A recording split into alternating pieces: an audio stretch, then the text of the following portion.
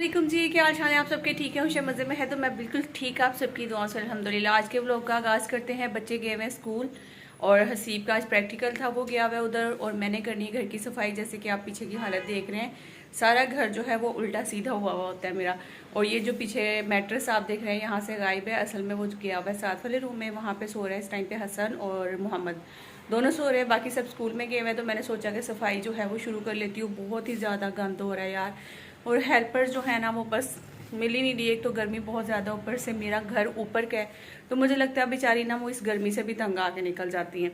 और बस अभी ना मैं काम जो है अपना वो स्टार्ट करती हूँ। मैंने सोचा साथ में ब्लॉग भी शुरू कर लेती हूँ। और मैं सोची थी कि एक काम करती हूँ, सबसे पहले ना आज मैंने सोचा कि आलू की भुजिया बनाना है, क्योंकि काफ़ी दिन हो गए हम लोग ना रेगुलर चिकन पुलाव, बिरयानी या फिर चिकन भुना हुआ इस तरह से मतलब हम लोग ना खा रहे थे सालन वगैरह चिकन का।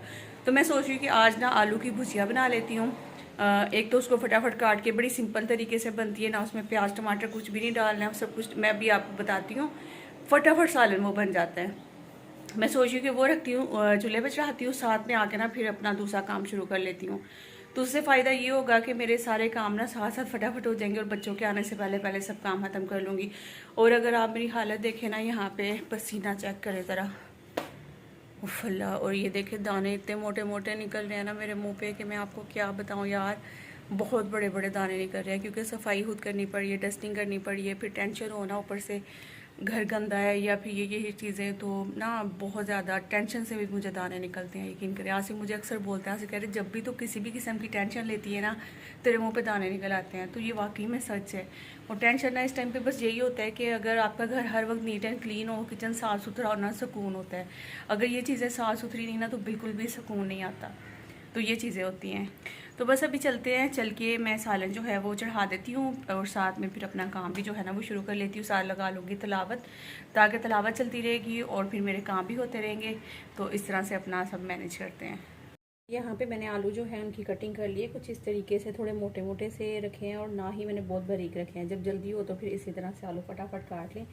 अब मैं इसमें मसाले डालने लगी हूँ, और सबसे पहले हम यहाँ पे डाल देंगे पिसा हुआ सूखा धनिया, और जी नेक्स्ट है हमारे पास ये कुटी हुई लाल मिर्च, और उसके बाद हम डालेंगे इसमें ज़ीरा पाउडर, और ये है जी चाट मसाला। थोड़ा टेस्टी सा करके हम बनाएंगे ताकि बच्चे जो है ना वो खुश होकर खाएं, ये ना कहे कि आलू बना के रख दी। यहाँ पे मैंने हल्दी ले ली, और ये है जी पिसी हुई लाल मिर्च, और ये है जी तिक्का मसाला, थोड़ा सा अजवाइन पाउडर, और नमक हस्बे जायका। ठीक है, ये सारे मसाले मैंने इसमें डाल दिए, और इन मसालों की इतनी अच्छी खुशबू आ रही है कि मैं आपको क्या ही बताऊं। तो जी बस ये सब डालने के बाद अब हम थोड़ा सा, मैं सोच रही हूँ कि इसमें मैं ना कौरमा मसाला भी ऐड कर देती हूँ, थोड़ा सा, बिल्कुल ज़्यादा नहीं, बस इतना सा मैं जो है ना इसमें कौरमा मसाला ऐड कर रही हूँ।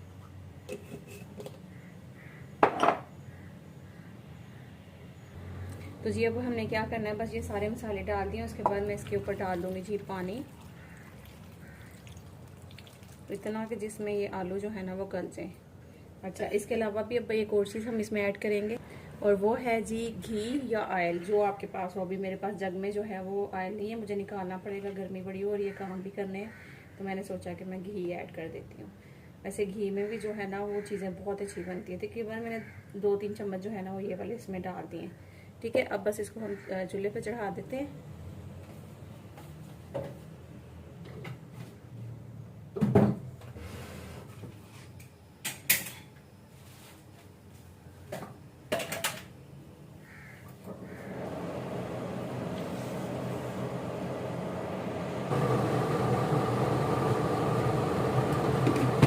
डालते डालते मेरे पसीना अगर आपको नज़र आ रहा हो, देखें इस तरह से मेरे पूरे मुंह पे पसीना ही पसीना है। इस टाइम पे इतनी गर्मी है कि दिल ही नहीं करता कि उठ के बंदा कोई काम करे। तो चलिए जी, गर्मी हो या ना हो, काम तो आपको पता है करना ही है। ख़ासतौर पे किचन का काम तो रुक ही नहीं सकता, और सबसे मुश्किल काम ही गर्मियों में किचन का काम संभालना होता है। तो खैर अभी सालन तो मैं चढ़ाई हूँ, बस इसी तरह का थोड़ा बहुत मतलब कभी कभार होता है कि भाई गर्मी ज़्यादा होना तो ज़्यादा देर किचन में नहीं खड़े होना चाहिए, उससे आपकी अपनी तबीयत भी ख़राब हो जाएगी, फिर आप बाकी का घर कैसे देखोगे। तो मतलब वो वाले काम होने चाहिए गर्मियों में, बिल्कुल लंबे चौड़े वाले मैं कहती हूँ किचन के काम नहीं होने चाहिए। मैं तो आजकल अगर चिकन भी बनाऊँ, सब्ज़ी भी बनाऊँ, तो मेरा वो भी तरीका कुछ ऑलमोस्ट ऐसा ही रहता है कि जो फटाफट से बने और अच्छा टेस्टी भी हो। तो मैं उसमें मसालों का इस्तेमाल कर लेती हूँ, जिससे टेस्ट बहुत अच्छा आ जाता है। अल्लाह का शुक्र है कि मतलब बच्चे और हस्बैंड दोनों खुश हो जाते हैं। तो खैर जी, सालन तो मैं रख कर आ गई थी। आकर मैंने यहाँ पे सूरह यासीन लगा ली थी। इससे पहले मैंने सूरह रहमान सुनी जब मैं आलू छील रही थी और उनको काटा था। तो फिर उसके बाद मैंने कहा कि अब ज़रा थोड़ी लंबी वाली सूरह लगा लेती हूँ, जब तक मेरे ये सारे काम भी हो जाएंगे और साथ साथ सूरह सुनती रहूँगी। खैर इतनी गर्मी में दुपट्टा भी इस तरीके से लपेटना सारा और फिर उसके बाद काम करना है, ये बहुत ही ज़्यादा मुश्किल होता है। एक तो आपको पसीना आ रहा होता है, बिल्कुल जैसे ऑक्सीजन ख़त्म हो रही होती है, और सांस बड़ा फूल रहा होता है, ऊपर से फिर दुपट्टा लपेट लेना और भी ज़्यादा घुटन हो रही होती है। तो खैर मैंने कहा कि चले कोई नहीं है, एक तो मैं वैसे भी व्लॉग बना रही थी और शॉर्ट शर्ट पहनी हुई थी, और इस तरह का पजामा जो है ना मैं इसलिए बनवाती नहीं हूँ क्योंकि फिर इसके लिए ना फिर आपको बड़ा मुश्किल होता है, फिर आप वो मतलब व्लॉग बनाते हुए फुल कवर करें पहले इधर उधर, फिर अपना काम स्टार्ट करें। है चलें, अब एक तीर से दो क्या कहते हैं, एक तीर से दो निशाने हो रहे हैं। एक तरफ मैं सूरह भी सुन रही थी और दूसरी तरफ व्लॉग भी बन रहा था। तो फिर मैंने कहा कि चलो गर्मी थोड़ी सी बर्दाश्त कर लेती हूँ। डस्टिंग करते हुए मैंने पंखा बंद नहीं किया था, क्योंकि पंखा बंद करके डस्टिंग करनी है फिर मैंने बेहोश हो जाना था। तो खैर उस कमरे की मैंने अच्छे से सारी डस्टिंग कर दी, बेडशीट वगैरह सेट कर दी। बच्चों का रूम मैंने थोड़ा हल्का कर दिया था, 2 बेड मैं इस रूम में ले आई हूँ और 1 बेड बच्चों के रूम में है। तो यहाँ पे क्या है ना कि अब थोड़ा खुले खुले कमरे हो गए, सफाई करना आसान हो गया। डाइनिंग टेबल मैंने हाल में निकाल दिया। सारी सफाई करने के बाद ना मैं कोशिश करती हूँ कि एक दफ़ा आपको दिखाती हूँ कि पूरे घर की सेटिंग जो है वो किस तरह से की है। वैसे तो आपको नज़र आ ही रही है कि क्या क्या जो है ना वो मतलब सारी चीज़ें कहाँ कहाँ सेट कर दी हैं। तो इस वाले रूम में भी अच्छे से सारी डस्टिंग कर देंगे। बेडशीट जो है वो मैं भी नहीं बिछाऊंगी, क्योंकि वहाँ पे मोहम्मद और हसन जो है वो सो रहे थे, तो वो जब उठेंगे तो फिर बिस्तर सारे जो है ना वो इधर आएंगे। और अब यहाँ पे देखें मैं झाड़ू लगा रही हूँ, और झाड़ू अभी आपको कचरा बिल्कुल सामने नज़र नहीं आ रहा था, लेकिन जैसे ही मैं ड्रेसिंग टेबल के नीचे, बेड के नीचे, आप हेल्पर्स भी रखते हैं ना, यकीन करें वो भी सामने सामने से कचरा निकाल के ले आती हैं। लेकिन मैं जब भी झाड़ू लगाती हूँ ना, तो मेरा तरीकाकार यही होता है कि बेड के बिल्कुल नीचे तक सारी सफाई करना। ड्रेसिंग टेबल के नीचे कितना स्पेस है आप देख सकते हैं, थोड़े से स्पेस में भी मैंने झाड़ू जो है ना वो नीचे से उसके कचरा मट्टी निकाल दी है। तो मेरा सफाई करने का हमेशा तरीका जो है ना वो यही होता है कि एक एक चीज़ हटा के, जो नहीं हटा सकती भारी हो, तो उसके नीचे किसी तरीके से मैं झाड़ू लगा लूँ, ताकि वो बिल्कुल अच्छे से सफाई हो। और इस तरह से जब सफाई हो जाती है ना, तो आप यकीन करें कि 2 दिन तो घर बिल्कुल भी गंदा नहीं होता है। तो अच्छे से मैं सारी डस्ट वस्ट निकाल देती हूँ, मट्टी निकाल देती हूँ, कचरा निकाल देती हूँ, जो भी है। अब आप खुद देखें कितना अच्छा लग रहा है कि मतलब अभी हाल ही झाड़ू ही लगा है। तो झाड़ू लगाने के बाद कचरा उठा लिया सारा। मैं ले आई थी अपना मोप ले आई थी, और मेरी मोप बकेट पता नहीं कहाँ अल्लाह जाने गुम हो गई है, मुझे तो नज़र ही नहीं आ रही पूरे घर में। तो फिर मैं इस वाइपर का इस्तेमाल करती हूँ। तो मैं इस तरह से जो इसके ऊपर पहुँची, क्योंकि बैठ के तो मेरे लिए बहुत ही ज़्यादा मुश्किल है मोपिंग करना, तो मैं फिर इस तरह से इसका वैसे ये वाला तरीका ना बहुत बेस्ट है। मैं कहती हूँ कि बेड के नीचे तक मोपिंग हो जाती है, सोफ़ों के नीचे तक मोपिंग हो जाती है। इसके अलावा इधर उधर मतलब जहाँ पे ये बहुत छोटा वाइपर है और ये बड़े ईजीली हर जगह पे जो है ना वो पहुँच जाता है। तो ये मोपिंग करने का सबसे बेस्ट तरीका मुझे यही लगता है। तो फिर मैं इसी से मोपिंग करती हूँ। तो बस अब दोनों कमरों में, इस कमरे में मैंने झाड़ू लगा लिया था, और अभी बेडशीट जैसा कि आप देख रहे हैं कि मैंने नहीं डाली है, और जैसे ही वो हसन और मोहम्मद उठेंगे तो फिर बिस्तर यहाँ पे लाऊंगी। अब इस रूम में भी मोपिंग कर लेती हूँ, और फिर चलते हैं। आज मैं सोच रही थी कि साथ ही जो है वो कपड़े भी मशीन में डाल लूँ, क्योंकि मैं रोज़ का कोशिश करती हूँ कि एक ही जो चक्कर होता है ना वो धो लेती हूँ। तो यहाँ पर ना अभी मैं एक चक्कर के लिए मैंने ये जो एक कप रखा हुआ है, कभी कभी इसमें एक्स्ट्रा भी मैं डाल देती हूँ। जिस दिन मुझे लगता है कि कपड़े पहले से थोड़े ज़्यादा है, तो एक पूरा कप डालने के बाद आधा कप ऊपर और डाल देती हूँ। अच्छा, अब इस मशीन को ना डबल चक्कर भी हम दे सकते हैं, वो कैसे मैं आपको बताऊंगी। फ़िलहाल तो अभी इसको हम ऑन करते हैं। तो सबसे पहले मैंने बटन ऑन करना है, उसके बाद मैंने पावर जो है इसका वो ऑन करके ना, तो फिर इसका वॉश टाइम हम सेट करेंगे। तो मैं 20 पे वॉश टाइम रख देती हूँ। रिंस का जो टाइम है वो 3 पे रखती हूँ, और स्पिन का टाइम जो है वो 5 पे रख के वाटर लेवल 7 पे सेट कर देती हूँ, और उसके बाद स्टार्ट कर देती हूँ। बस सिंपल सा तरीका है ये मशीन लगाने का, यकीन करें। लेकिन इससे ज़िंदगी इतनी आसान हो गई है कि मैं आपको बता नहीं सकती। रोज़ का मेरा एक चक्कर लाजमी हो जाता है, क्योंकि माशाल्लाह 5 बच्चे हैं, 2 हम में, तो सबका अगर एक एक सूट भी उतरे ना, तो मैं कहती हूँ कि एक चक्कर तो डेली का हो ही जाता है। तो बस यहाँ पे स्टार्ट करने के बाद इसको हम करते हैं बंद और चलते हैं मेरे वाले रूम में। तो वहाँ पे जाकर पंखा बड़ा गंदा हो रहा था। फिर मैंने नीचे से एक हेल्पर को बुलवाया, तो उनको मैंने बोला कि इस रूम का पंखा साफ़ कर दें मुझे। अब उन वाले कमरों का भी पंखा जो है ना वो गंदा था, लेकिन मैंने कहा कि वहाँ पे अब सफाई हो गई है, तो एक काम करती हूँ इधर का ही पंखा साफ़ करवा लेती हूँ, फिर उधर का मैं बाद में करवा लूँगी।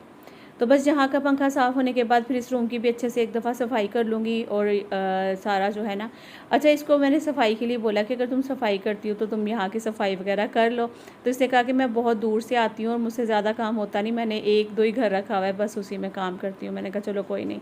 अच्छा जी, यहाँ पर ना अब गर्मी बहुत ज़्यादा होती है, आपको पता है। तो चरपाई जो है ना वो बाहर सहन में एक ही है हमारे पास। तो शाम में अक्सर जो है ना हम लोग वहाँ बैठते हैं, फिर 11-12 बज जाते हैं, हमें बाहर बहुत अच्छी हवा चलती है शाम के टाइम पे ना। तो फिर आसिफ पट्टी लेकर आए, उन्होंने कहा कि तुम एक काम करो कि ये 2 चरपाइयाँ और बना लो, ताकि ना हम बाहर शाम में जब बैठें तो फिर मसला ना हो कोई भी। तो अब यहाँ पे ना मैं आपको बता रही हूँ कि चरपाई जो है ना वो बनाने का बड़ा ही आसान तरीका है। हम लोग अक्सर चरपाई बनवाने वाले से भी बनवा लेते हैं, 2000-2500 मेरे ख्याल में वो लेते हैं, लेकिन बहुत ही आसान है, हम खुद घर में भी बना सकते हैं। सिंपल सुई धागा लें। सबसे पहले आपने जो स्टार्ट करना है ना, कुछ इस तरीके से इसको यहाँ से हमने लॉक करना है अपने सुई और धागे से। देखिए मैंने नीचे वाली पट्टी डबल की है, उसके ऊपर दूसरी वाली रख के और इसको यहाँ से हम सिलाई कर देंगे कुछ इस तरीके से। मैं अभी सारा आपको तरीका बताती हूँ, बहुत ही आसान है। मेरे फैमिली वाले भी अक्सर हैरान हो जाते हैं कि तुम चरपाई वाकई में बना लेती हो। तो मैं कहती हूँ हाँ भाई मैं बना लेती हूँ। तो आप देख सकते हैं यहाँ पे मैंने अच्छे से जो है वो लॉक कर दिया इसको, ठीक है। अब आपने सिंपली करना क्या है, ये आप रोल देख रहे हैं ना, इस रोल को हम पकड़ते जाएंगे और साथ साथ चलते जाएंगे इस साइड पे, ठीक है। इधर से देखें, हमने ये ऊपर से लेके आए और नीचे से ये इधर ले आएंगे, फिर वापस जाएंगे इसी साइड पे आगे, यहाँ से नीचे से आएंगे और ऊपर आ जाएंगे, ठीक है। फिर आएंगे इस साइड से, फिर इधर से इधर, इधर से इधर।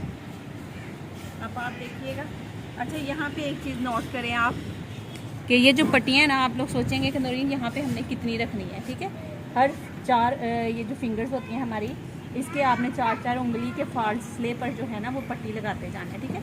अभी मैं फ़िलहाल ऐसे ही लगाती जाऊँगी क्योंकि ढीली पट्टी बाद में हम सेट करेंगे।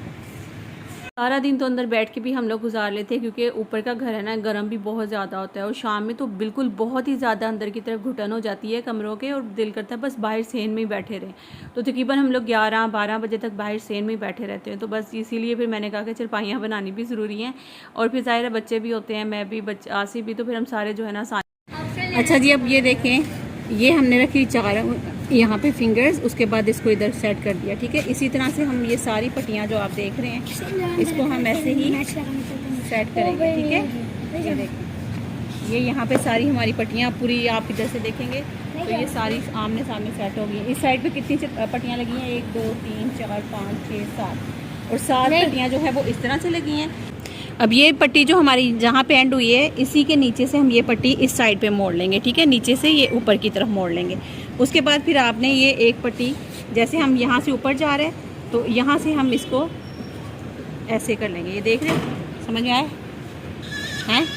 अब इसी तरह से हम करते जाएंगे कि एक पट्टी ऊपर और एक पट्टी नीचे। अभी फिलहाल ये ऊपर वाली ये ऊपर ही आएंगे और इसको हम थोड़ा सा खींचेंगे। ये साथ साथ ये जो पट्टियाँ इस तरह से हो रही है ना, इनको सीधे करते जाना है, वरना फिर ये पट्टियाँ जो है ना वो ख़राब हो जाएंगी, ठीक है।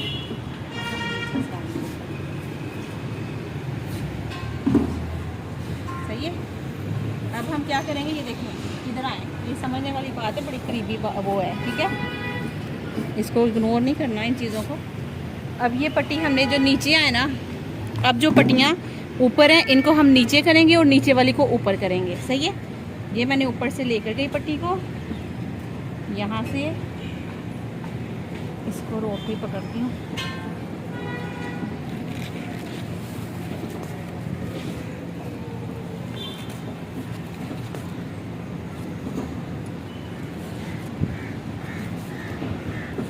ये देखिए।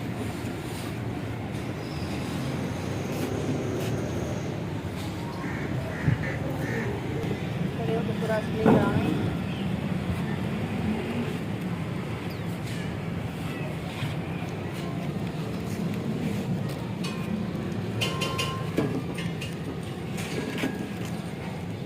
तो आई होप आपको यहाँ तक समझ आ गई होनी है कि हम लोगों ने क्या किया। यहाँ पे आप लोग देखें, ये जो हमारी पट्टियाँ थी ना सीधी जा रही थी, जो अब जो साइड से हम पट्टियाँ लेकर आएंगे ना, एक ऊपर एक नीचे, एक ऊपर एक नीचे, इस तरह से हमने करते जाना है। और ये जो सारी चरपाई आप देख रहे हैं ना, इस तरह से हमने ये बना लेनी है। ठीक है, तो ये मैं बना के तो फिर आप लोग को दिखाती हूँ। तो जी चरपाई हमारी बन गई थी, लेकिन फाइनल लुक मुझे दिखाना याद नहीं रहा। उसके बाद फिर आ गया था ये, क्योंकि वाशरूम का हमारा जो शीशा है ना वो बहुत ही ज़्यादा ख़राब हो रहा है, इतना ज़्यादा ख़राब हो रहा है कि बिल्कुल उसमें शक्ल तक नज़र नहीं आती है। तो आसिफ को आज एहसास हुआ कि भाई वॉशरूम का शीशा इतना गंदा हो रहा है, मतलब मुझे मेरा मुंह ही सही से नज़र नहीं आता है। शुक्र है कि आसिफ खुद अपना मुंह देखकर उसमें कह रहे कि मुझे मेरा मुंह ही नहीं नज़र आ रहा था उसमें, वरना मैं तो बोल ही नहीं रही थी इतने दिन से कि आसिफ हो, क्योंकि मैं तो अंदर अपने रूम में जो शीशा पड़ा है ना उसी में शक्ल देख लेती हूँ। खैर आज आसिफ को एहसास हुआ तो वो फिर लेकर आए हैं। तो शुक्र है फाइनली हमारे वॉशरूम का शीशा भी चेंज हो रहा है। यहाँ पर देखें, ये वॉशरूम का शीशा है हमारा, मतलब बहुत ही ज़्यादा ख़राब हो रहा था। इसको अगर हम वॉश भी करते हैं तो फिर भी यकीन करें शक्ल इसमें नज़र ही नहीं आती है। तो ये वाला शीशा जो है चेंज हो जाएगा इंशाल्लाह। फिर बहुत ही अच्छा खूबसूरत लग रहा था माशाल्लाह माशाल्लाह से।